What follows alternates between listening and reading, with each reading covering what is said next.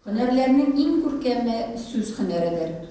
Әдәм башка жан ияләреннән 10 тапкырга өстенрәк итеп яратылган. Громко и по слогам. Каждое слово нужно произнести внятно. Диктант на татарском языке читает Лилия Гемранова. Для участников был выбран отрывок из рассказа Каюма Насыри, текст в 180 слов. Сама тоже волнуюсь. Впервые я буду диктовать диктант. Думаешь, что у нас все получится. К участникам акции присоединился председатель Нижнекамского отделения Всемирного конгресса татар Рустам Ганиев. К словам о важности сохранения родного языка привел в пример отрывок из народной песни.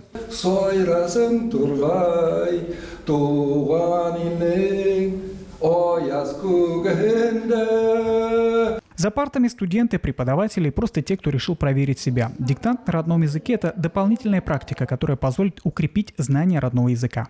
Мне кажется, я справлюсь, как и вся группа, потому что мы тут все татары. С рождения живем в Татарстане. Это будет интересный опыт в любом случае, даже если кто-то не справится. Очень рада, что очень много людей участвует в этой акции.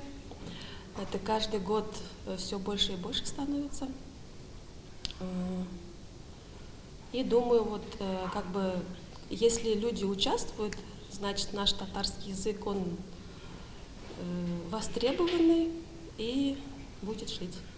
Татарский диктант – ежегодная всемирная акция. Ее цель – повышение грамотности среди татароязычного населения и сохранение традиций. Проводится в 10-й раз. Организаторами выступает Всемирный форум татарской молодежи и исполком Всемирного конгресса татар. Результаты участников будут известны через месяц на сайте diktant.tatar.